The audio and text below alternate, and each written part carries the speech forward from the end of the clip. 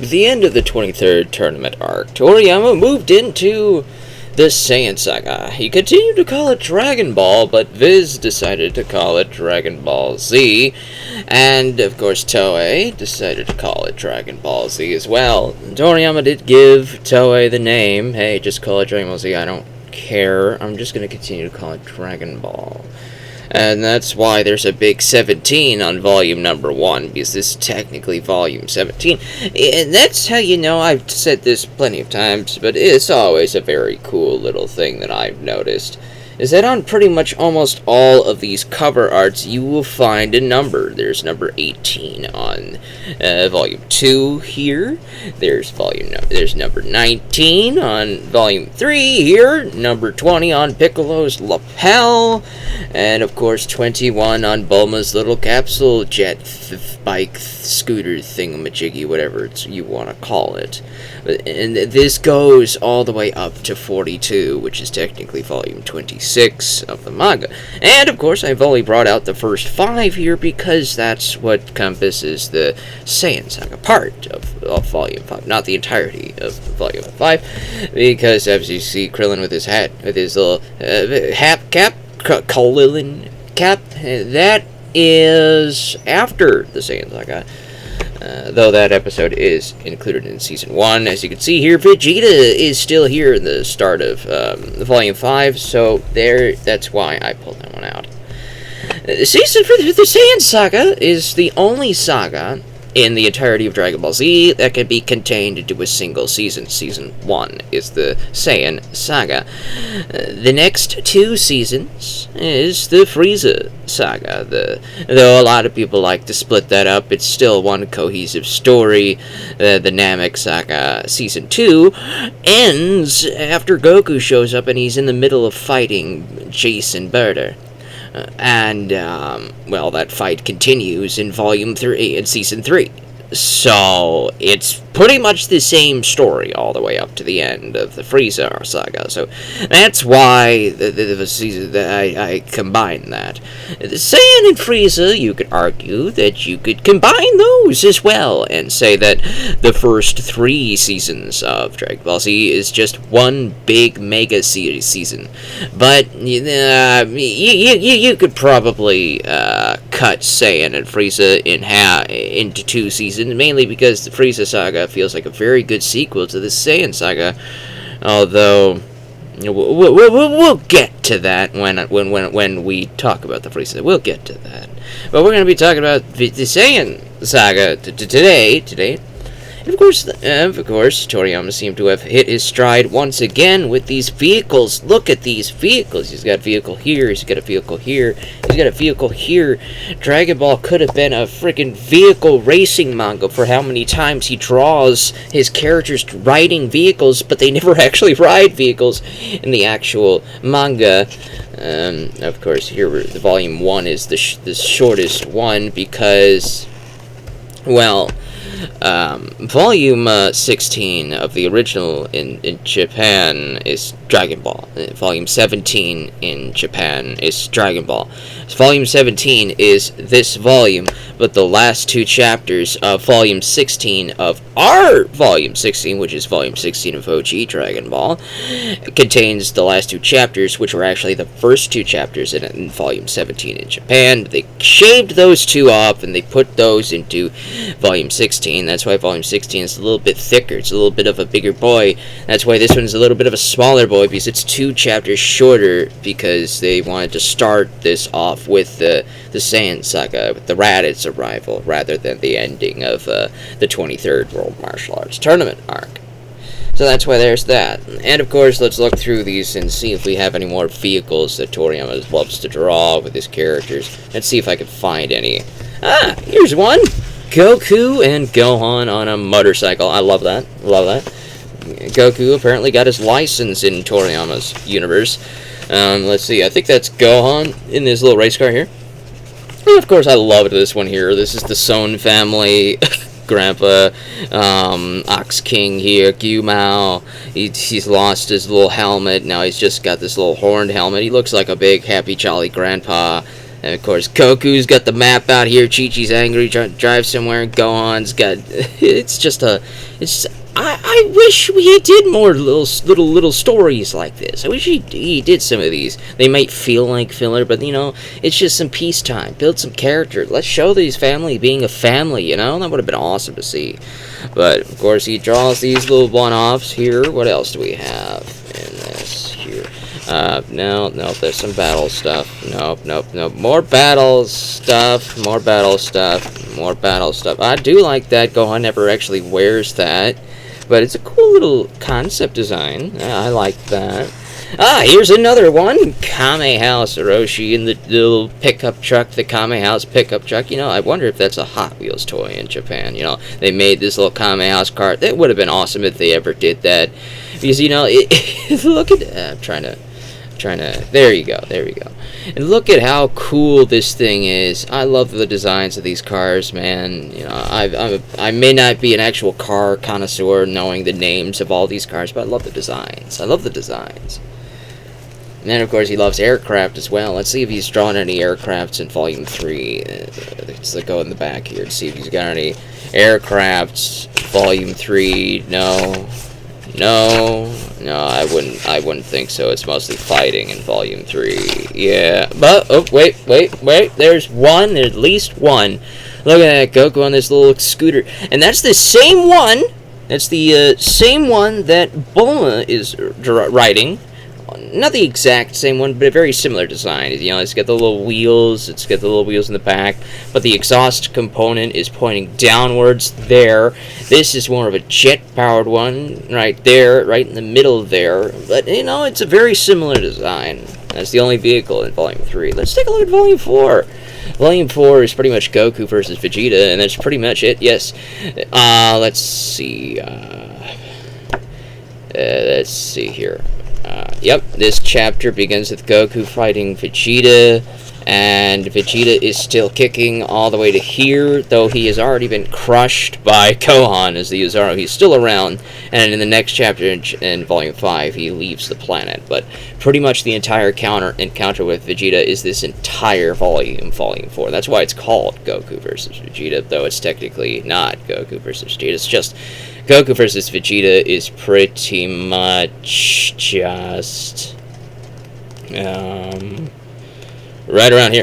Goku versus Vegeta is just that much, and then this is when Krillin and Gohan show up to help. Yeah, let's go into the back and see if there's any more vehicles. Oh, there's a bike. Bulma's got her little bike here. It's a nice little bike design. I think Toriyama likes to ride his bike around a lot. Here's another one. Another cool little vehicle, though it's... I think this one was in color, that's why it looks different. It's not actually in color on this page. This is a black and white book, but if it was in the big fancy color page books, this would be in color. It's a pretty cool design. What else do we got here? No. Come on, flip the page. Yeah, Jirobi, the Saiyan Slayer. Yep, it's me. And that's what he's saying right there. What else do we got? No more vehicles. Alright, let's see. Volume 5. I'm only going to look at the first few chapters, though, because that's the start of, that's the ending of the Namek arc. But, nope, it's just, nope. Alright then. Well, that's plenty of vehicles. That took quite a while, actually. It's quite a few minutes to look through all of the vehicles that Toriyama drew for this series. He's even got one in the very first novel here, Goku on a motorcycle. Love that, Let's talk about the anime, the anime. The orange brick versions of seasons 1 and 2 are technically what we got here in the States in, I want to say, 2007 to 2008, or 2007 to 2009, somewhere around there. Before DBZ Kai, we got what was called Dragon Ball Z Uncut, which was technically just the Funimation team that dubbed seasons 3 through 9 on the Toonami run on Cartoon Network and all that stuff. Because, the first 2 seasons were dubbed in the Ocean Group, but we never had a Funimation dub of the first 2 seasons. Funimation just picked up with Season 3 and continued there. They didn't decide to dub over Seasons 1 and 2 for a while. This is our first time with this, so technically, this is a voice team that has already finished Dragon Ball Z, and they're coming back to do the starting 2 seasons. So that's why the music, if you were to play this collection using the U.S. broadcast, American broadcast soundtrack, it's using the Dragon Ball Z uncut soundtrack. There's no Faulconer.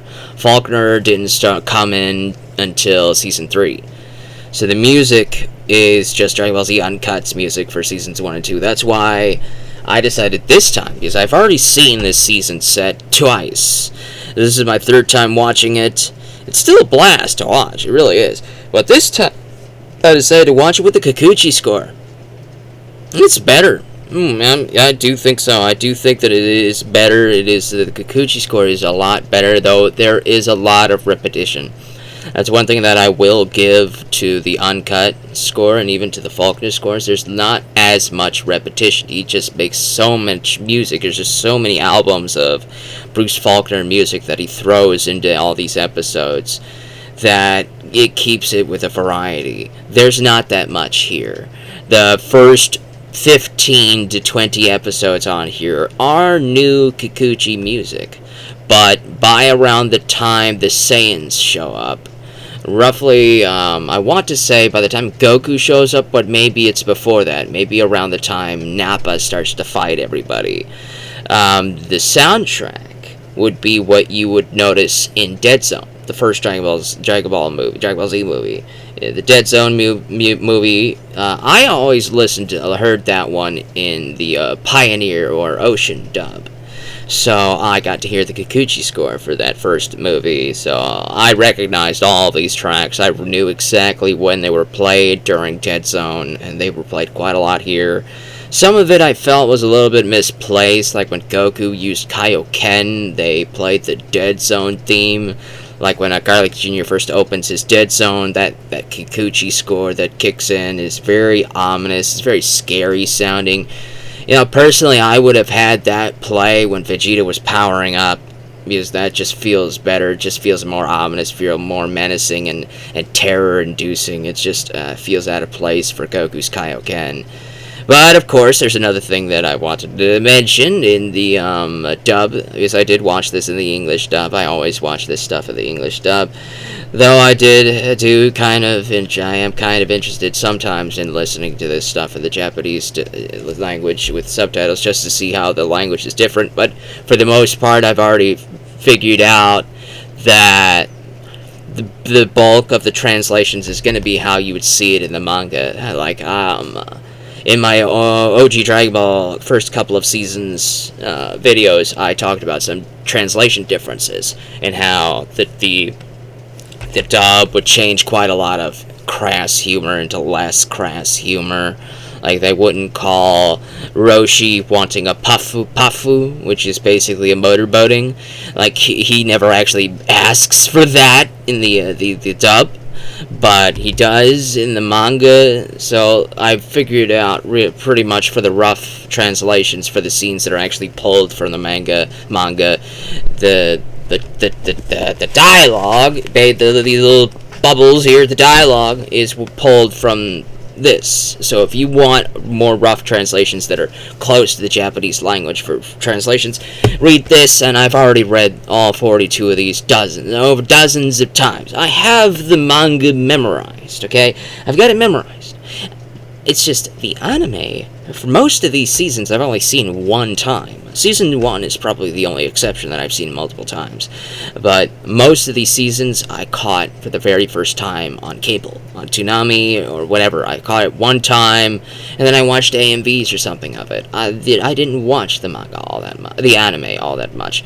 Though I watched it one time, at least one time. I did skip a couple episodes because I wasn't inside when that episode aired that day. I missed a couple here and there because, that's how it is. But the manga I have read, I know this story from back to front, from front to back, and everything in between. So I know what happens in the Saiyan Saga. But let's talk about some of that filler, because I mentioned it at least once in an earlier video that the filler in the Saiyan Saga is probably some of the best filler in the entirety of Z, because it actually builds character. It builds a lot of character. There are a lot of Gohan episodes. In Volume 2, Piccolo takes Gohan, flies off, and he throws him off into the wilderness. And over the next maybe 1 to 2 chapters, we see a page where Gohan is off in the wilderness. We don't actually get to see him live or survive, as Piccolo commands it. We don't get to really see that. We get to see the Great Ape transformation. We get to see Piccolo destroy the moon. We get to see Piccolo give Gohan a sword and some new clothes, and then he flies off to train on his own. We get to see that in the manga, but we don't get to see the robot that Gohan finds. And he's still very scared, but the robot teaches him how to find his courage and make a jump across a big gap, a big trench.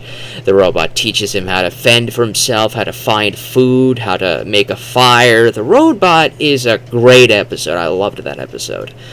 Probably the weakest Gohan filler episode is The Orphans. Roughly at the end of the filler segments with Gohan, he encounters a bunch of orphans while he's trying to go back home to Mount Paozu. And so one of the oldest of the orphans, a teenager, Pinkaro, his name is, he drives Gohan back to his mom's house. And he stands right outside his house, and he sees his mom through the window. And then he decides not to go inside. He turns around, and he realizes that Piccolo has followed him all the way there, and he says, "Are you ready to take this seriously?" And Gohan says, "Yes, I am." That final scene in that episode is the strongest part of that episode, but I didn't really care for the orphan segment. I didn't really think that was needed. I think maybe you could have tacked that ending sequence on to the previous episode where Gohan leaves the island or whatever he found himself on, and just flash forward to Gohan going to his house and just standing outside and all that stuff. You could have cut out that. That's probably something that felt a little bit too much. The Pendulum Room episode is a lot worse than I remember. I used to think it was one of my favorite filler episodes with Tien, Yamcha, and everybody, but they don't really do much here. They basically repeat a lot of techniques that they showed off at the 23rd World Martial Arts Tournament, but I'm glad that they got something to do. This is probably their only filler episode where they get to do stuff, really, because they die later on. You know, Toriyama basically writes them out of the story for the Frieza saga. They do show up on Kaio's planet, obviously, and they do show up in the manga doing that, and then they do extend some of that with some Ginyu fight sequences, which we're going to talk about in the next few seasons. But here, Tien, Yamcha, Chaozu, this is really it for them. You know, Chaozu already had his day in the 22nd World Martial Arts Tournament. His fight with Krillin was pretty much the only thing for him. Here, he's just here to die. Yamcha, he fights the Cybermen, and he technically does win, but he drops his guard, and the Cyberman commits explosion, and it's super effective against Yamcha, and he's in that little crater, and everybody calls that a meme. Everybody finds that a meme. It's a joke. It's funny. I never found that a meme. I never found that joke funny. I never found it funny. Yamcha is one of my favorite characters, and seeing how poorly he was treated here, really, it's sad.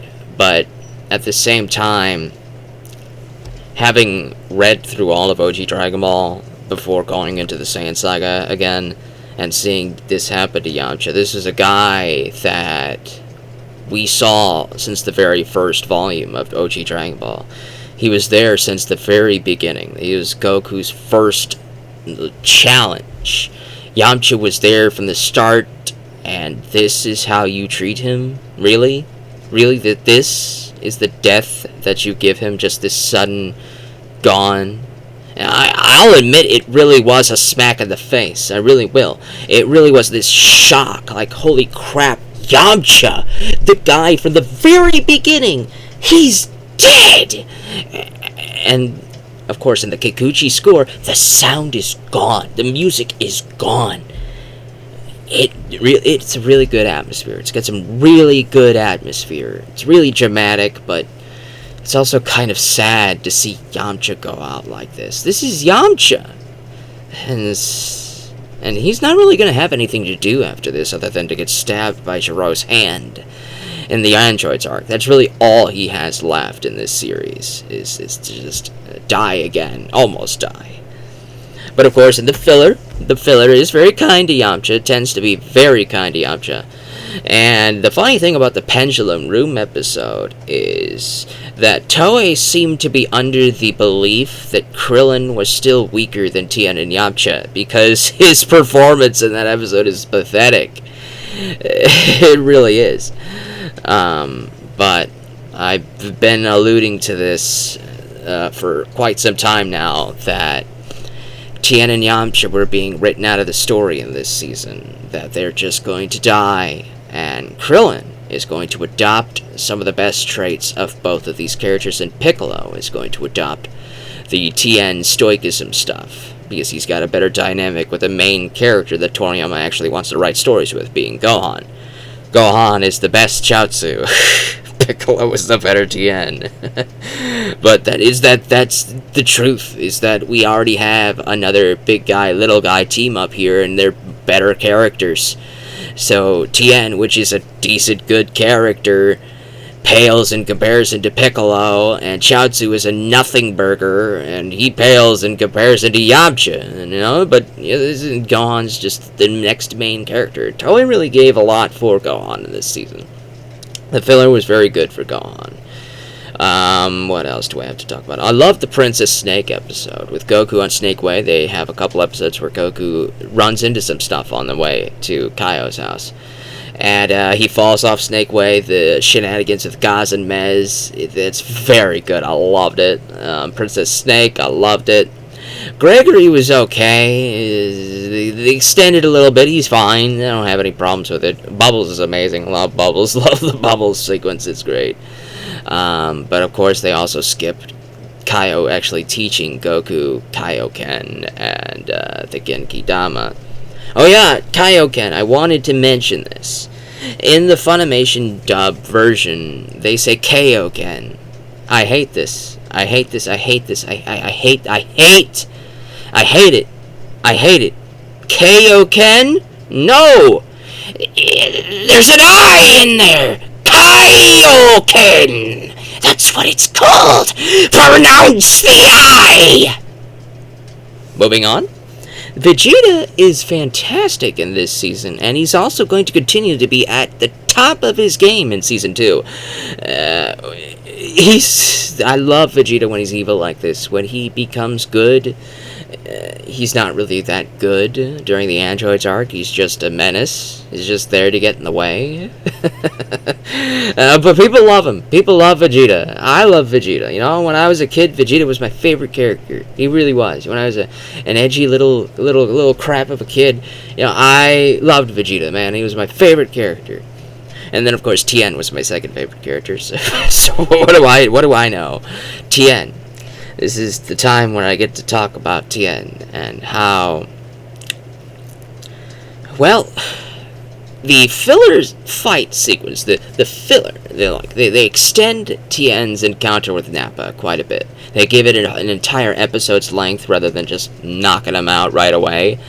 When Tien loses his arm and then Chaozu blows himself up, Tien gets enraged. He is full of power and anger, and he charges Nappa. And that encounter, everybody, even Piccolo, is all staring at this charge by Tien. They're dumbfounded. Roshi is dumbfounded, looking at Tien's charge, and it's just the aura of power pouring off of these two. It's causing the ground to shake. The skies are getting angry. Lightning is striking all over the place. These two are radiating so much power, and I loved that. They gave Tien a decent send-off in the thing. Tien shows off he's very powerful. Nappa is just that much stronger. If you gave Tien at maximum 2,500, maybe even 3,000, in the whole power level scheme, and that one rage moment, Nappa is still twice as strong as him, and it shows. It shows that Nappa is still toying with him. He's letting Tien exhaust himself so that he could take him out, but he's toying with him, having fun and prolonging the pain, so as to say. But I did like that. That was a good fight, but it's time to talk about Tien. So Tien was built from the 22nd tournament into the King Piccolo arc and into the 23rd tournament to be like the bronze medal. He's the guy under Goku, but also under Piccolo. So he's the bronze medal. But he's above Krillin and Yamcha. He is leagues above those two. By the 23rd World Martial Arts Tournament, Krillin and Yamcha, it is implied that they haven't surpassed King Piccolo by this point. But Tien is probably the only one who did surpass King Piccolo, because he's just that skilled and talented of a martial artist. In that a few years, Tien believed he could defeat the Goku who defeated King Piccolo, which by proxy means that Tien could defeat King Piccolo. He believes that he's stronger than that Goku. He calculated and he believes that the training that Goku did with Kami would not be enough for him. Would not be enough of a boost for what Tien trained himself to be. But it turned out that Goku was just that much stronger. Yes, but Tien was confident, which means that he did surpass King Piccolo. He was stronger, quite a bit stronger than Krillin and Yamcha, who were not that serious of a martial artist. Tien lives and breathes this stuff. He does nothing but train. He's always training. He's always improving himself. His goal is to one day defeat Goku in a match. This is everything to him, you know? And it's sad that Toriyama discards Tien like this. Because he's never going to come back to where he was prior to this moment. He's never going to reach this pinnacle of power ever again. He's never going to be the bronze medal. He's going to be below Vegeta. He's going to be below Trunks. He's going to be below Gohan. And arguably, he's going to be below Krillin, though that argument is never-ending, and it's continuing even to this day. 40 years. It's been 40 years since we've been debating this crap, and the Tien versus Krillin arguments are still going strong. They're still going strong. They're never going to end. They're never going to end. But if you want me to hitch my wagon, I'm going to tell you that I believe that Tien deserves to be stronger than Krillin, even though Krillin might be stronger after he got his potential unlocked and all of that stuff. Given how Tien's been treated in the Androids arc, it's obvious that Krillin is ahead of him, but not through any skill of Krillin's own. It's more of a character assassination of Tien's character. Which we will. Thankfully, I don't have to do the entire Tien rant today, because I remember that moment is in the Androids arc. So, when we get to Cell, we get to have Tien Part 2. But, this is the start. This is the beginning of the death of Tien's character. It's the beginning. It's happening. Tien is going to die. He dies, and when he comes back, he's never going to be as important or as cool. Well, he will be cool in one more moment. He will have two moments of being cool, but he's never going to be as important as he was prior to this moment, because there's too many characters. You know, the too many characters argument, like when you have a movie and you have like 50 characters and each one barely has anything to do. That's where we are here, and that's why Toriyama keeps discarding characters, because he keeps adding characters. He keeps making new characters, and for every new character he creates, the old ones are still there, but he has to make them less relevant. Oolong, what's he done since Pilaf? Nothing! Poor! What's he done since Pilaf? Nothing! Well, where Puar transformed into a stretcher, so they placed Yamcha onto Puar as a stretcher, and Puar floated away to the hospital at the 22nd. So that's one thing they gave Puar to do. Yeah, that's one thing. Where's Launch? Only in filler scenes, because she's not actually in the manga. She's gone. She never shows up ever again. Ever. She's gone. No more lunch. Goodbye.